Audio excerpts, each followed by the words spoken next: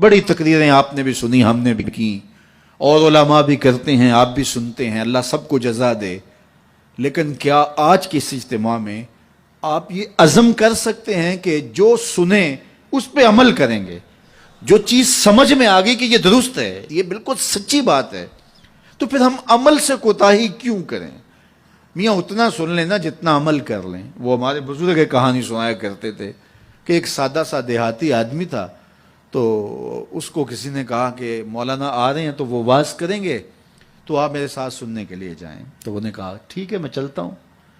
تو مولانا نے واز کیا کہ حضور نے فرمایا استنزہوا عن البول فإن عامۃ عذاب القبر منہ، کہ پیشاب کے چھینٹوں سے بچا کرو کیونکہ قبر کا عمومی طور پہ عذاب اسی سے ہوتا ہے۔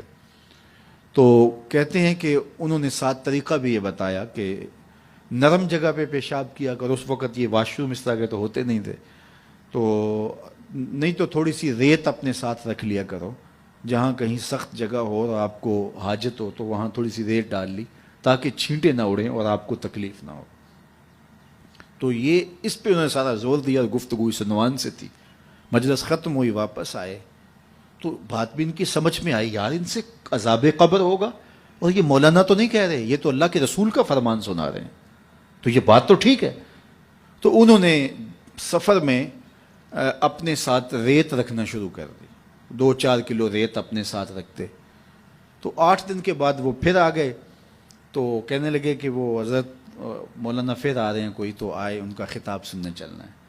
وہ کہنے لگے میں ابھی 4-5 کلو وزن اٹھا سکتا ہوں، عادی ہو جاؤں گا تو دوسرا خطبہ سن لوں گا، لیکن ہم تو روز، وہ کئی لوگوں کی عادت ہوتی ہے کہ دوپہر کو یہاں سننا، شام کو وہاں، دوپہر پھر نمبر بھی لگاتے ہیں تقریروں کے، فلاں مولوی نے زیادہ اچھی کی، اس نے تو بہت زیادہ اچھی کی۔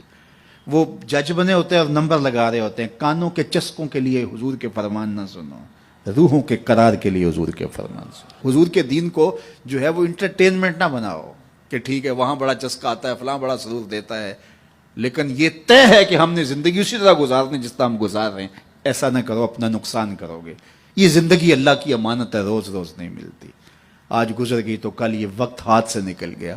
یہ عزم کرو، جو سنو، اور اگر آپ کو یقین ہو کہ جو کہا جا رہا ہے وہ سچ کہا جا رہا ہے تو پھر ہمارے پاس کوئی دوسرا راستہ ہی نہیں ہے اس پر عمل کرنے کے علاوہ۔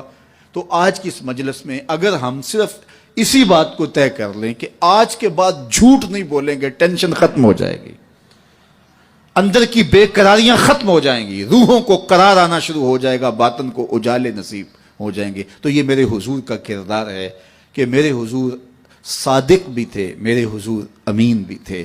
حضور کا یہ اسوہ، حضور کا یہ بتایا ہوا طریقہ، حضور کا یہ عمل اور حضور کا خوبصورت رویہ میں اور آپ اپنی روحوں میں اتارنے کی کوشش کریں۔ اس کا طریقہ کیا ہوگا؟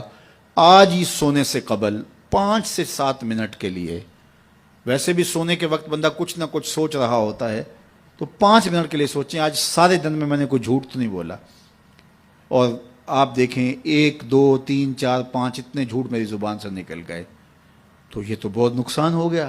چلو کل کا دن انشاءاللہ احتیاط سے گزاروں گا۔ تو کل سونے سے قبل پھر دوبارہ شام کو اپنا محاسبہ کریں اور دیکھیں کہ آج تو ہم نے جھوٹ نہیں بولا، اور اگر آپ نیچے آ رہے ہیں تو اللہ کا شکر ادا کریں۔ پھر اگلا دن، چوتھے دن، 5ویں دن، 6ٹھے دن آپ جب سوئیں گے تو آج سارا دن اللہ کا شکر ہے مزہ سے بھی جھوٹ نہیں بولا، پھر 2 نفل ضرور پڑھنا، 2 نوافل شکرانے کے ادا کرنا۔ مالک شکر ہے میری زبان جھوٹ کی ناپاکی سے دور رہی اور میری زبان پہ آج سچ ہی جاری ہوا، اور پھر جو ہے وہ اس کو برقرار رکھنے کی کوشش کریں اور اپنا محاسبہ روز کرتے رہیں۔ چند دن کے بعد آپ دیکھنا کہ زندگی گزارنے کا نشہ آنے لگ جائے۔